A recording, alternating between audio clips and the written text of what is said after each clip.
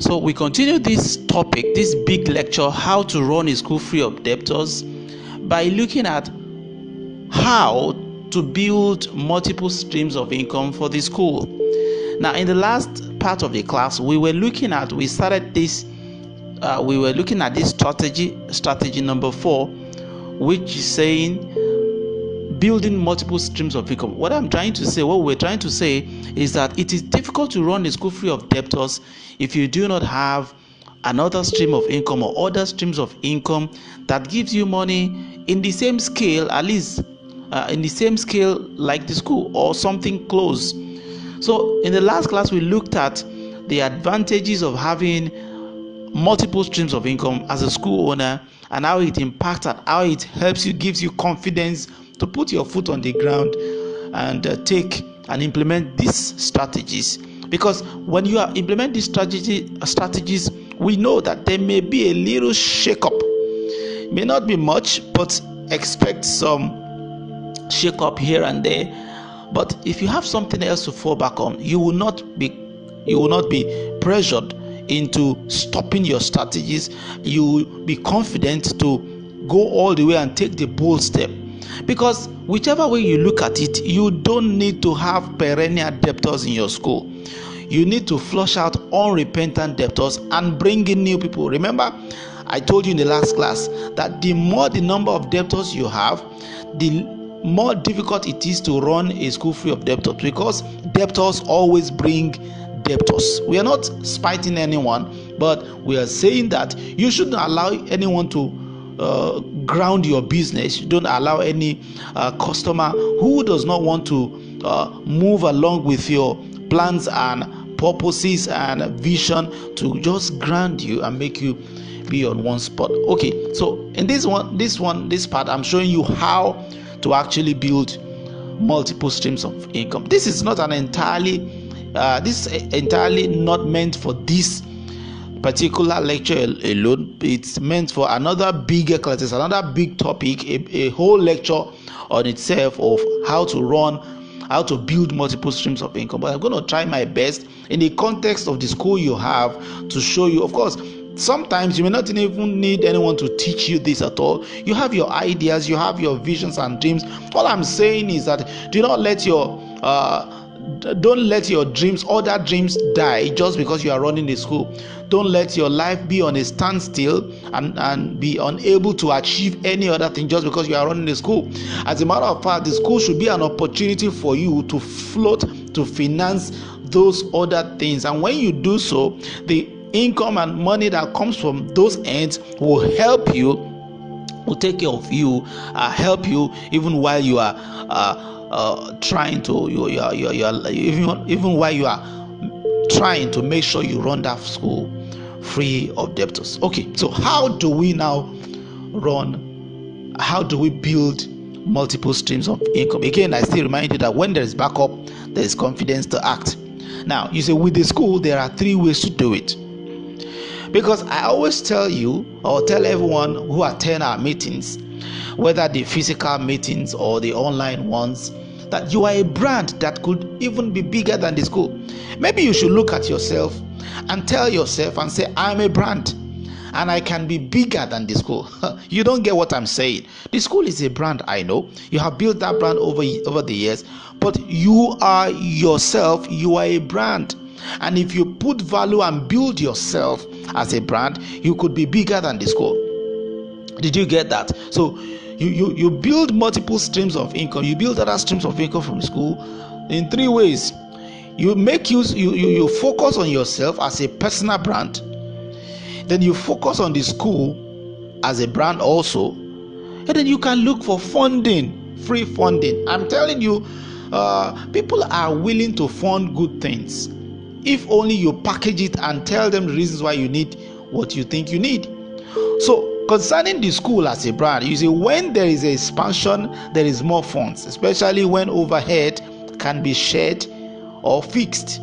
So concerning the school, one way to do it is to create more income heads in the school and perhaps block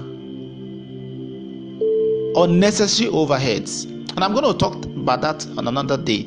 Here I'm talking about creating building new streams of income. I give you an example. Like, okay, let me start with yourself as a personal brand. Let me start with yourself as a personal brand. You are a brand that could even be bigger than the school. Now, remember that you cannot sell more than your own image sells you. Your personal image has been the one selling the school, or at least started the sales. The good image of yours, now that good image of yours, if you could sell the school, can actually sell something else apart from the school. Only that ultimately, when you define a new value around yourself as a brand, the school will benefit from you, from your publicity. Listen to me. I know it is not easy. It isn't easy, and it may take some time. You're okay not trying. I mean, don't say Mr. Deniji was the one who Mr. Deniji forced me out of the school, telling me to try new things. Now I've got my hands burnt. I'm not saying it's going to be easy. You are okay if you will not try it. It's okay. But you see, your worth will double if you do. It may require learning something new. Yes. It may require traveling somewhere and seeing something new, being exposed. Do you know that when I was teaching a series titled The School Business Success Equation, one of the parameters of the success equation of every school, of course, the first parameter was the standing capital available for business. The second parameter was the environment. The third parameter was the academic quality. Well, I'm running through another course already. I want you to look for that course and enroll and enroll for it. One of the parameters in the success equation of every school is the exposure of the school owner. If the school owner is not exposed, you are not seeing other things. You cannot see further than you see, and you cannot achieve further than you see. So it is important, it may require learning something new, but not necessarily. But it always requires creating something new. Yes, it always requires creating something new.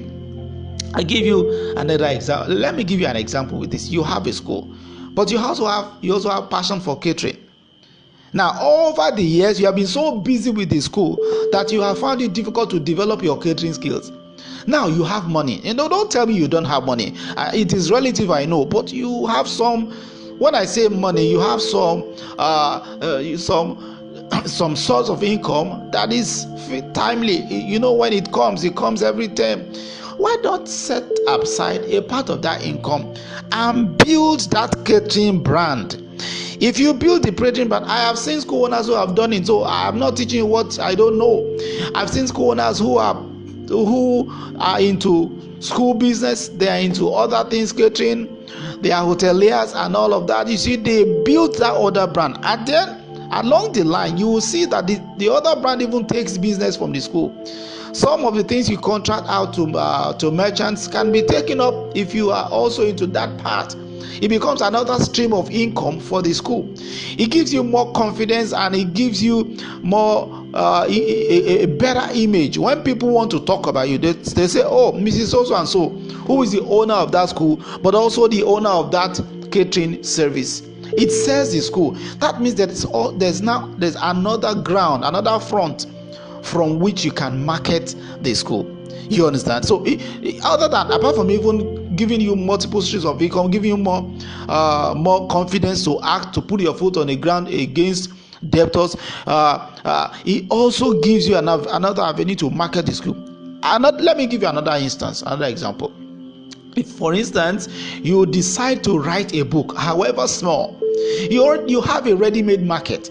If you write a book around the set of people around your school, you have noticed a set of behaviors around your parents, or maybe you write a book and talk about one particular aspect of child upbringing, and then the parents are ready-made market for you. You package the book however small, you can launch it on your 10th, 12th, 15th and 20th anniversary, or even if there's no anniversary at all. You call the parents, you make money from the launching, and it becomes maybe a part of when parents pick the book, as they are reading the book, they are looking at your name, and they are looking at the name of the school. You are putting more value on yourself. You're telling them, look here, although of course I'm running a school, I'm the school owner, the proprietor is the admin, but there's some other thing to me. I'm a brand that can also stand alone and sell. even where the school is not. So it's important you take note of this point. I don't know if you are getting what I'm saying. You see, when there's expansion, there is more funds, especially when overhead can be shared or fixed. I'm going to the school side now. So I've talked about the school. I've talked about you as a personal brand. Now that's something you can expand and think. But there are several businesses. I'm not going to begin to tell you what kind of businesses you can do. You know what I'm saying. All I'm saying is that look at the school you have. Create something that can help build your own brand, at the same time rub off on the school. You're going to get more money from it, and it will even be a source of marketing for the school and even you as a person. Your brand increases. Let's go to the school now. How do you expand and create more streams of income from the school itself? The school itself. Now, when there's expansion, of course, there is more funds, especially when overheads can be shared or fixed. Now, again, I'm saying you cannot sell more than the school sells you. So, concerning that, I'm looking at a situation where in the school, you look at some things that are being done in the school. There are areas. Do you know that school owners should understand the fact that they are not just running the school, they are in business. So if a particular aspect, a particular department of your school, maybe the department that takes care of uniforms, stationery, textbooks, sales of wares and materials, you notice from your books that department, a particular department, is making more money than even the school fee collection accounting department. You may just give some attention to that department. Maybe take care of the people, the personnel there, encourage them to do more. Since sales is coming from that side, there is reduced overhead on that side. The profit you are making from that department is more compared with the overhead you are spending. You can just pay attention to that department. Encourage the people working in that department. Maybe invest more in their stock. Stock them more. Invest more in the goods they are selling, the wares, the books, the textbooks, just to make them do better and produce more income for you. It could be the food department, maybe the grocery store you have. We don't call it grocery store in school. Maybe your canteen or your talk shop, or maybe that department that takes care of what people eat in school. You notice that department is promising. The people there are agile, they are working, and looking at that department and looking at the overhead they spend, the profit margin is higher. You find it difficult to collect school fee, but in that department every day, do you know you can easily make hundreds of thousands from that department weekly or termly or even daily, as the case may be. You may decide to channel more resources to them. Look at what they sell and see if you can increase the quantity they are buying and encourage the parents. Now, imagine if a school decides to create a food stuff department, knowing fully well that parents buy food stuff on the market, and when they go to the market to buy food stuff, they don't buy it in credit.